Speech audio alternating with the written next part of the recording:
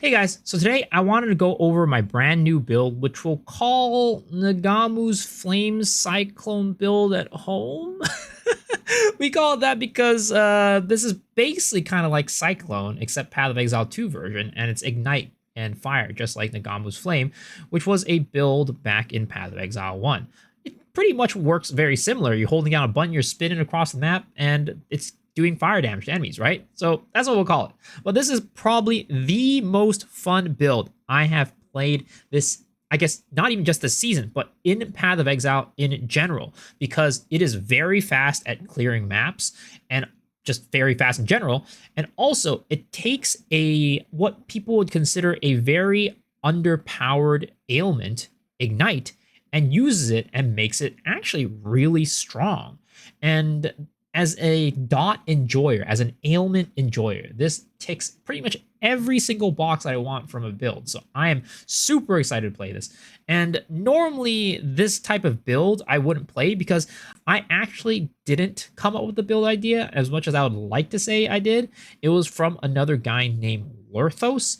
I will link his channel and his video in the description below, but he is the one who really originated this idea and pioneered this. And I saw it and I'm like, this is way too cool to not play. Now, I will say I did innovate on this build a bit as well in terms of the, I guess, survivability side, but also damage scaling. It's quite a bit different. If you look at the trees and compare them, they're quite a bit different. So I would say that I did end up making it into my own build, at least put some new clothes on it. But the overall concept and the idea was made by Lurthos. He's a super cool guy. He came onto my stream last night and we talked about the build and all the different things that he discovered and tested and things like that. Super, super awesome. Go check out his YouTube video right now. Link in the description below. There is another guy who made a build similar to this recently. His name, I think, is like King Penguin Uwu. He took his build from, I think, a Korean streamer or content creator, but he made it into a ritualist that is a physical damage version of the build. So that build is, I would say, maybe higher ceiling, but also way more expensive than this version that we have right now. I think he posted a video today that was like cheaper version, and it was literally 30 divines. I'm like, okay, I'm never touching this build. But yes, that is kind of the idea and where I got the build from. And so with that, let's hop into the character itself. Currently, Vorpaspin is the character. It's a level 90 Gemling, and it has, as you see in terms of the survivability, it doesn't look like much. It's actually a little bit more survivability than you think. So we have 2.16k life. We have 300 energy shield. We have 1.3k mana, 100 spirit, 13 armor, which, I mean, it's not really going to do anything. Evasion is at 44, which you can make go up depending on how you want to build the character. And block is at 68% chance, which we will actually boost to 75% chance as we get a couple more levels. So there are a couple layers of defense here, and there's also, we're running Mind over Matter. So with all that, our effective HP is actually a lot higher than you think it is. Our resistances are maxed, except for Chaos, of course. Unfortunately, Chaos is really, really hard to max. But, if you have a little more budget, you probably can do it. And in terms of stats, we are stacking Dexterity.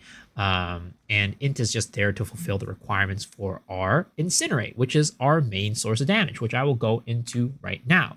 So ultimately how this build works is that you have Incinerate on a second weapon swap, and you will use this Incinerate, create a little puddle on the ground of ignited ground, and then you will use Whirling Slash to pick it up and move this baby across the map to use it as your main form of damage.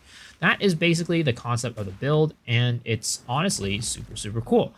But kind of, there are, because of the way that the build works, there are some nuances that I want to get up in front of everything, just so you don't have to watch the whole video to figure this out, that I think there are quite a few things that some people might not like and would turn them off completely from the build.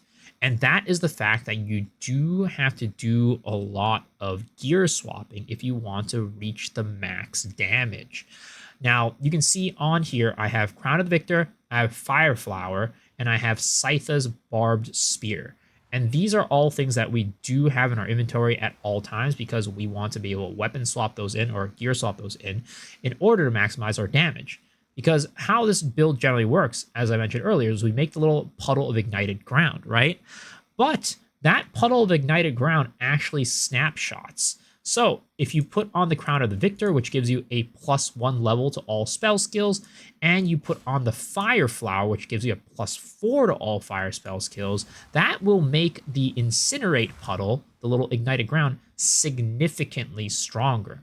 So pretty much whenever you do want to maximize your damage, you will do those swaps first, and then you will swap back to your other gear afterwards. Normally, if I start a map and I want to full juice, let's just say, right?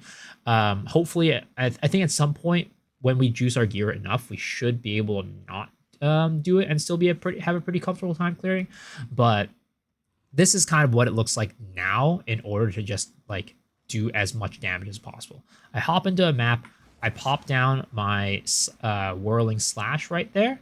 Then I will swap and put on this gear, and then I will throw down the Incinerate, and then we are set.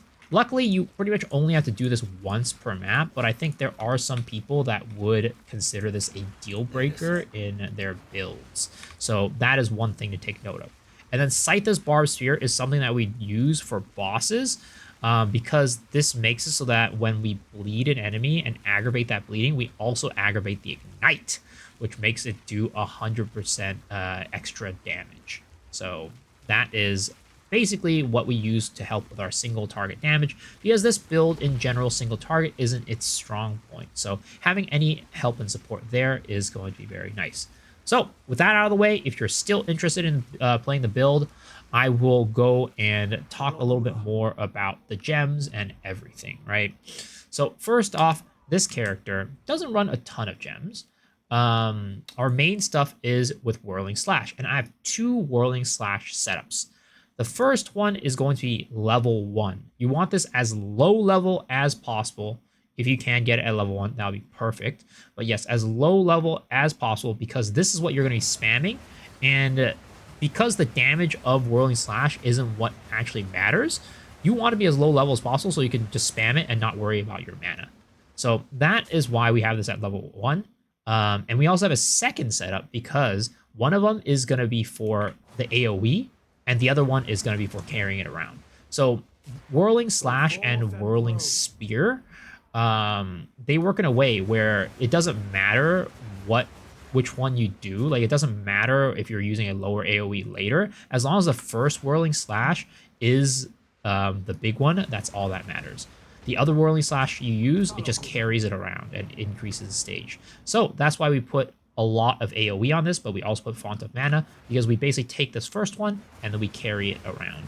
So that's how we get such a big AoE and also so much attack speed. So our AoE setup, of course, we have Magnified Effect, we have Reach, we have Expanse, and we have Font of Mana. That's what we have right now for our 4-link. And then for our one that we're going to use to attack fast and move around the map, we have Martial Tempo, Bullseye, Unbreakable, and Lacerate. So the reason why we have Bullseye, and also the reason why we're playing Gemling, is because we stack a lot of accuracy and take advantage of the Falcon Dive node down here in order to make it so that we are just attacking fast and moving around quickly. That's why we run Bullseye, and that's why we run Gemling.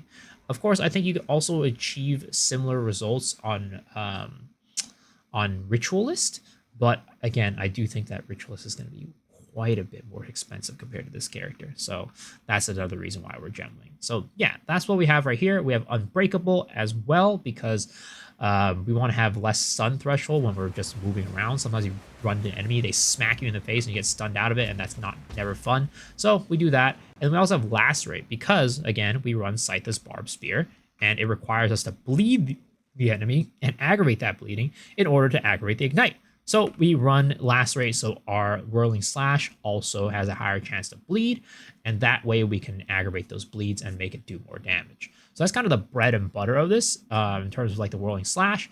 And then with Incinerate, we currently have a level, let's see, 36 Incinerate. We can definitely bring it up 4 more levels, and that will increase the damage by a ton. Mostly this build scales Incinerate off of levels. So we are currently running Hourglass, Considered Casting, Concentrated Effect, and Searing Flame.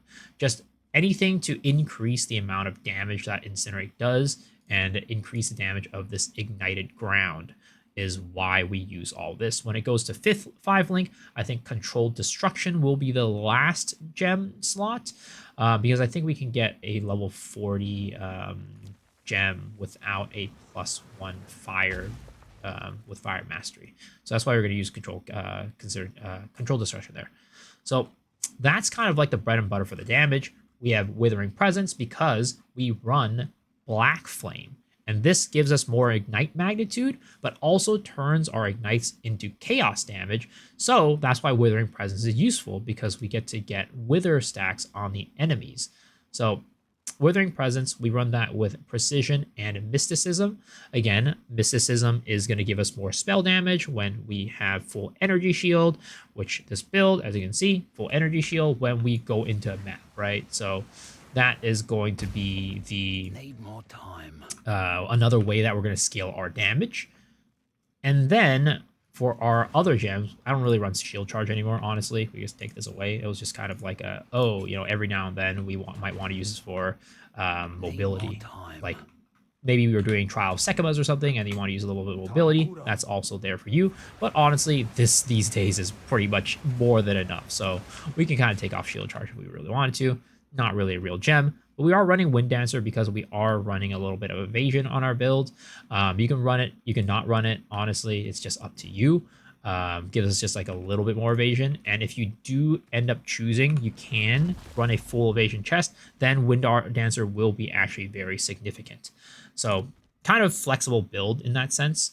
Then we also run Despair. Oh, actually before that, Wind Dancer, we could probably put like Bludgeon and then like, I don't know, yeah, Bludgeon on here just to make things knock back. That's also another thing you can do. And then we run Despair as our curse. Again, we run this Black Flame and makes it does chaos damage. So this will increase the damage that we do against bosses. We run Heightened Curse, Persistence, and Inspiration on this. So when we go into boss, we'll just drop Despair on it, and then we'll spin and burn them down. And then I also have a Quadrilla Companion. Now, I don't have enough Spirit to use this now, unfortunately. But when we get a Spirit Amulet, we will be running Quadrilla in addition to Wind Dancer. Because Quadrilla, what we have here is a guy that creates Shocked Ground. Has Trails of Lightning, so that when you go into boss fights, it will make you do more damage. And I also have Last Gasp on it and Loyalty, just so that we're mitigating some more damage from our companion. So this is something that is really mainly used for single target, just for shock. But I don't really have enough Spirit to run it right now, so we'll run that later when we can. And when I go into pinnacle bosses, honestly, most pinnacle bosses don't have things you can dodge anyways, because they're all slams. So I just take off Wind Dancer and put on the Quadrilla, and then that will make it so that we do more damage. So yeah, that is kind of our gem setup for this character. And as we were talking about the year, we are basically focused on a couple things, right? First thing, as much accuracy and attack speed as possible. So as you see here, my spear is a 675 accuracy rating spear with a 19% attack speed. Also, and more dex as well, a lot of dex, because dex gives us accuracy. So that's kind of like basically what we want to do with all of our gear. As high dex, as high accuracy, as high attack speed as possible, because the more attack speed we have, the faster we move around. We don't need physical damage because this build doesn't do physical damage. All the damage comes from this Incinerate and doing the fire damage there. So all we care about is the accuracy and attack speed and dex. So we run this as our weapon. We run a Black Sun Crest helmet. This basically gives us a ton of percentage stats, but also it gives us, well, on this we use the Bear Talisman, which increases our area of effect. I've corrupted this to have 2 sockets, and that would be, you know, I think it's pretty nice because you want as much area effect as possible on this build. So that's what we use for the helmet. For our shield, we use Lycosidae because Lycosidae gives us double accuracy rating. Again, more accuracy rating equals more zooming. And then we run Black Flame, as I mentioned earlier. You can run double Black Flame if you want, and it will increase your damage. But I don't run double Black Flame because personally, I don't think that the extra 50 magnitude is kind of a good trade-off for the amount of stats and survivability that you can get off your ring. And also your ring can have increased fire damage, which will increase your incinerate damage, but just not as much as the Black Flame would. So you can run both. Lurthos runs both in his build. I don't run both because I want more survivability and I also want more stats to be able to zoom a little bit faster. So that's why I run one Black Flame and one Ruby ring, or, well, another regular ring. And on this one, you want, again, as high stats as possible, ideally Dex Intelligence. And if you want strength, but honestly, you don't really need it because the only strength requirement you have is from your shield and from your weapon. So as high dexterity, as high strength as possible, also as high fire damage as possible on this as well. 30 is going to be max. And if you can get accuracy on it, again, that would be really, really good. But I was not able to find a ring with accuracy that had the stats that I wanted. So we have this right here. For our amulet, we are anointing Falcon Dive. Early on, you don't have to do this because Falcon Dive anoint is kind of expensive, but this just helps us kind of round out our tree and make things a lot more accessible. I will have multiple versions of the tree in the POE to give you guys different ways to build if you don't have Falcon Dive or if you have Falcon Dive. On this, again, you're going to want accuracy rating as high as possible. You're going to want attributes. 20 something all attributes. You're going to want 25, 20, 30 plus dex, as much dex as you can. Honestly, the intelligence is not important because we don't have anything on our main setup that actually uses intelligence. So I actually shouldn't have used this. I actually end up buying another one right here that has more resistances. That way we can just take stuff off of our gear, runes and stuff like that, or potentially I could add more attack speed on this and get a better item. Either way, it's just you don't need the intelligence on this. You can have anything else, and ideally, if you can, again, get spirit. That way you can run both your companion and your wind dancer at the same time. I just haven't been able to find an amulet that has that yet. So that is what we have for our amulet. For our chest piece, it is currently just an evasion rating energy shield. Personally, if I were to choose again what I would run, actually, because we run mysticism, we probably do need energy shield, so I take that back. So you're going to want as high evasion rating and as high energy shield as possible on this piece of gear.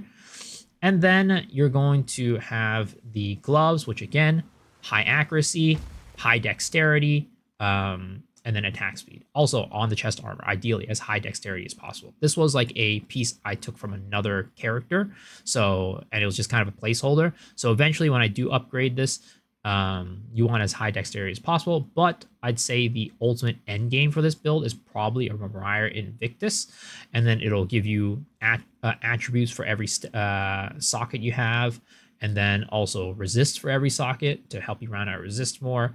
End game, you're going to want a Mariah Invictus, but I just don't have the money for it, especially not for a 5 socket right now. So that's going to be the end game that I want for this one.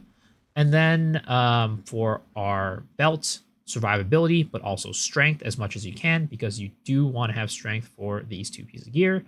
And then on your boots, you don't need movement speed, actually. You don't need it at all because we don't walk around. We mostly just attack to move. This is just another boot that I took from another character, so you don't need that.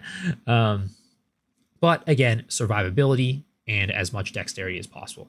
Once I have the money to upgrade, I will take this, probably take off the boost speed, get a ton more survivability, and just a lot more dex. That's kind of basically what you want to do on all your gear. As much dex as possible and survivability, as much accuracy as possible, attributes. That's basically what you're going to be doing for every single piece of gear that you have. On our weapon swap, we are running, and this is where our main damage comes from. We are running a Sun Splinter, which gives us a +3 to fire skills. You can get it to +4 if you corrupt it. I don't have that yet because it costs money, and I don't have that type of money right now. So we have Sun Splinter with +3 to fire skills, and we also have a wand which gives +5 to all fire skills, increased fire damage, and also extra damage as fire. All those are important. If you can get increased spell damage as well, or you can flip flop spell and fire damage, but ideally you're gonna want extra fire damage, extra spell, increased spell damage, increased fire damage, and 5 to all fire skills. That would be the perfect wand. And then for the socket, of course, we have gain damage as extra fire. So all of that adding more to our incinerate, which is the ultimate goal for this setup. So that is the gear. That was a lot. So if there's anything you're confused about, come on to my stream, chat with me about it, or ask me in the comment section. Now, let's take a look at the tree, and this will really help you understand why we went Gemling as opposed to Ritualist and as opposed to, some people say Titan, right? Because you can take advantage of the small nodes to make your AoE a lot bigger. So the reason why we went Gemling is mainly for this node right here and this node right here. So this node makes it so our attribute bonuses, aka dexterity from gives us accuracy, int gives us mana, and strength gives us HP. Those bonuses get doubled, which for this build, again, we stack accuracy to make us attack faster. So if we get double bonuses from dex, that means we get double bonus accuracy. So this is really, really good. But the thing is, I believe that you could probably stack as much accuracy as the Gemling on Ritualist with 3 rings and the effectiveness of the ring slots. But what they don't get is this right here, neurological implants, which gives us +2 levels of all skills for a certain stat. So we chose intelligence because incinerate is an intelligence gem, and then we are able to get that leveled up +2. So this makes it so that we reach level 40 a lot easier. And again, that is what we use for our damage, incinerate levels. So this is the reason why we go Gemling. Now, in terms of the tree, this is our current tree right now, but we have gone through a couple of iterations for our tree, which, as I mentioned earlier, I will have on Path of Building for you guys. So that way you guys can just go and check it out and have a basically set up for wherever you are in your process, because there are a couple things that you do need. Some of them are very cheap, but some of them are a little bit more expensive. As you can see right here for our tree, we currently do have a From Nothing jewel that allows us to allocate on things around Iron Reflexes. This is actually very cheap. I bought it for 5 chaos, and this makes it so that we can allocate Polymathy and all of these AoE nodes as well. We missed out on this one AoE node, but that's fine. We can easily make it up by having stuff on our helmet. So that's the reason why we have that there, and it saves us a ton of nodes. But overall, what we want to do on our tree is, of course, stack as much stat as possible, stack as attack speed, accuracy, and also stack as much area as possible. We have an area nodes right here, area nodes right here, and of course, these area nodes right there. The other thing that we're doing with our tree, of course, is going to be block. We are running Glancing Blows, which doubles our block chance, but makes us take 50% damage from blocked hits. That's totally fine because it's pretty easy to max out your block with Glancing Blows, which is what we get a big part of our damage from, actually. We use Lay Siege, which gives us 1% damage per 1% chance of block, and we also use Offensive Stance, which does the same thing. So on our offhand right now, we have 75% chance to block, which means that we get 150% damage, increased damage from these 2 nodes, which is great. And we're all able to do this because Glancing Blows gives us so much block chance. And of course, gives us a little bit of extra survivability as well by giving us a higher block chance. So that's kind of why we have that there. And then we also use Falcon Technique over here for our dexterity to attack speed. Again, just overall a lot of attack speed stacking things and accuracy stacking things. This is a pretty complicated tree in all things considered, because we do use every single weapon swap node. So again, I will link a POE for you guys to see in the description that will have different iterations. Another thing to take a note is that we are running the natural immunity node right here because we have so much dex. This will give us a ton of ailment threshold, because this build absolutely gets destroyed by bleeds and absolutely gets destroyed by fire ignites. Basically, damage over time kind of wrecks us because, of course, we're running evasion, but also running mind over matter, which means that we're taking a ton of damage from that damage over time because we can't avoid it and we can't block it either. We basically have this there just to make us that we're way more survivable, and then that allows us to run like a chaos charm. It allows us to run in an ignite charm. Right now I don't have that on there because I don't have the node yet. In 2 levels I will, but overall it gives us a lot of survivability, so we don't have to run a thawing charm or anything like that, and then we just focus on the damage over time ailments and getting rid of those when we basically get hit of them. So that's why we have that node there. But overall, I would say that this build is fairly survivable because of the different layers of defenses that we're stacking. Now, for the jewels, there are a couple options that you can go with, but of course, first thing required right here is going to be the, where'd I have it?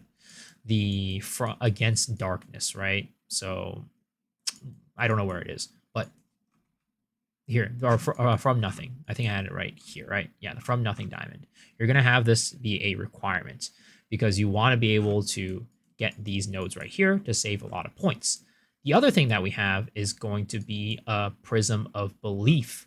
So we have this right here. Ours is only a +2 because I can't afford a +3 yet, but that is another thing that you're going to want to get for your damage. But in terms of the regular jewels, we also have a couple of those as well.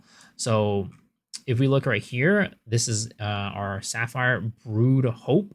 What you want to do on these is you're going to want magnitude of ailments is going to be your #1 thing that you want on this. I don't have it on this one because it's kind of expensive to get all these things, but you really want magnitude of ailments. You want ailments deal damage faster. Those two are going to be your biggest damage sources. Then you're going to want spell damage, elemental damage. Magnitude of ignites is also on blues as well.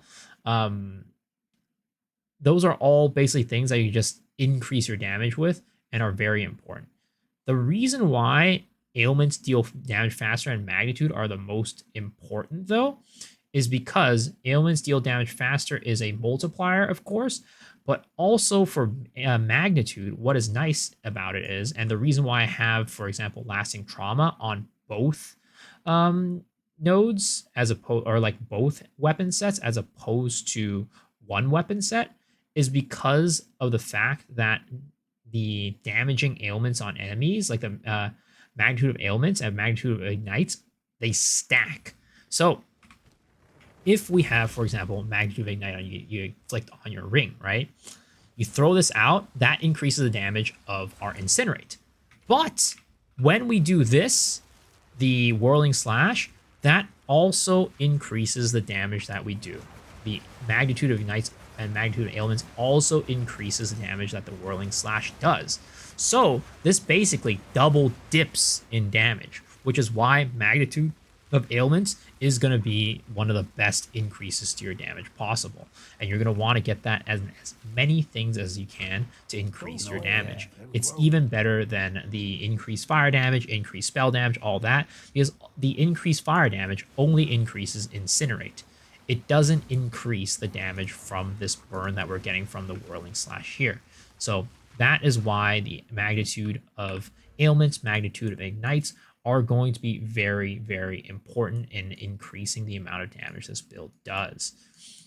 So you're going to want to get that stuff on pretty much everything. And I also have a recover manum on kill because our character uses mind over matter again. So when we're dying, when we're getting hit, we kill stuff, and that restores our mana. So that's kind of why we do it. Restoring on health is not as important because honestly, if you're dipping into your health, a lot of times you're kind of starting to die anyways. But also the other thing is that your HP pot heals a lot more than your mana pot.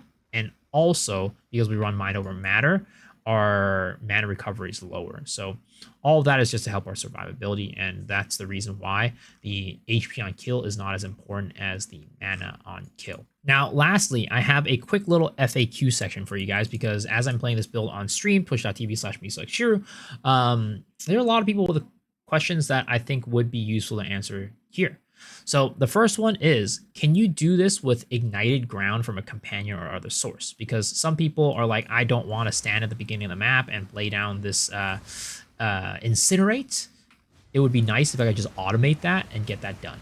Unfortunately, the answer is no, because with this build, our main source of damage is from the ignited ground, from the incinerate, right? So we are doing everything we can to scale the amount of damage that we get on our incinerate. But with ignited ground from, let's say, a companion or your boots, there's not really a reliable way to scale that damage. It just doesn't do enough damage. So that's why we can't use a ignited ground from other sources. The other question is, does fire exposure work on this build? The answer is no, because we are not doing fire damage. We are igniting, but that ignite is going to be converted into chaos damage. So that is why we use Wither, and that is why we use Despair to lower chaos resistance as opposed to lowering fire resistance or fire exposure. Another question is, can you pick up multiple elements within Whirlwind? The answer is no. It only picks up one element at a time, which is the first one that you put on it. So even if you put it on a shocked ground or something afterwards, it won't pick it up.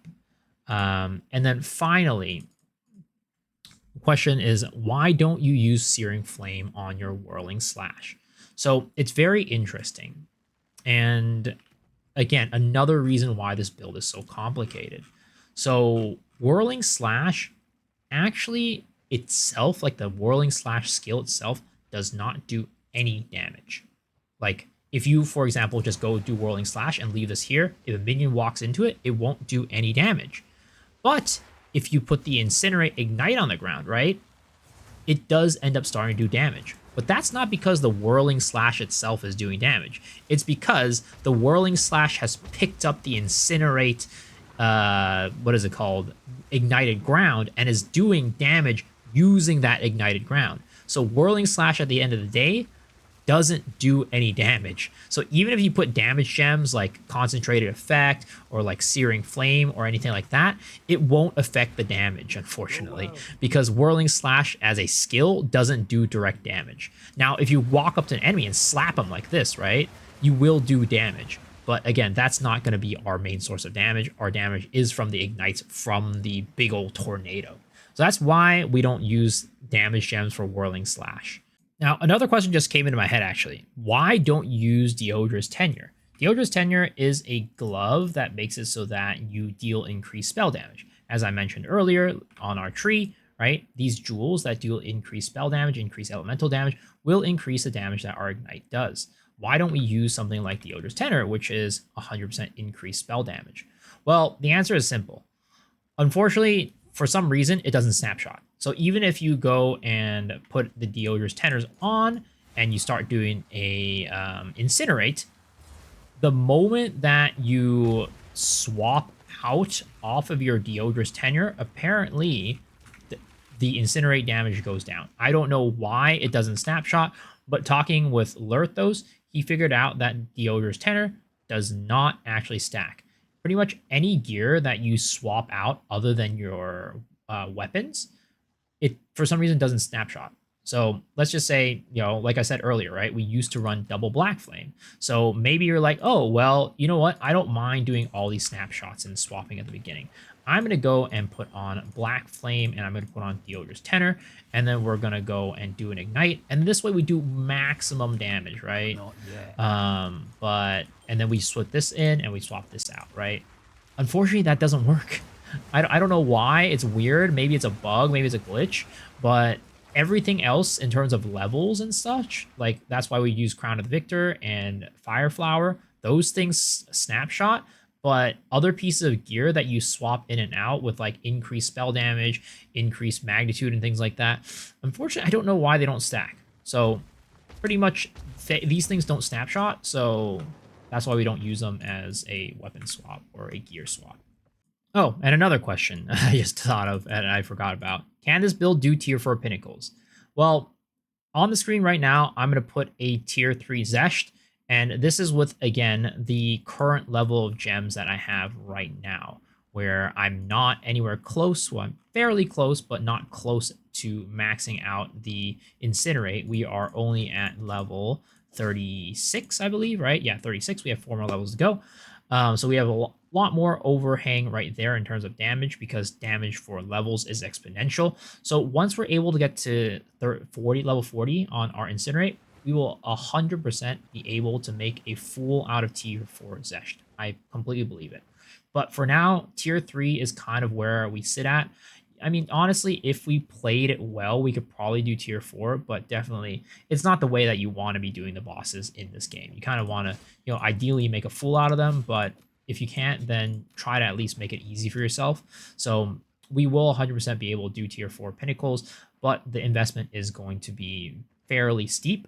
But again, this build is not going to be mainly a boss killer. This is a fast mapper that happens to be able to do bosses. So yeah, that was a lot in this video, guys. I know. Hopefully the timestamps will help you guys out. But if you need any further explanation, I stream every single night on twitch.tv/me/Shiru. So come in and ask me questions. I'm happy to answer any of them. And also, it'll be great if you went ahead and hit the sub button, because that is the best way to support the channel. It's completely free, and it shows me that you enjoy the content and want to see more in the future. I'm sure I'll be making more updates to this build as we get more gear and get more updates to it. So hopefully you guys stay along for the journey, and I'll see y'all on the next video. All right, guys. Peace.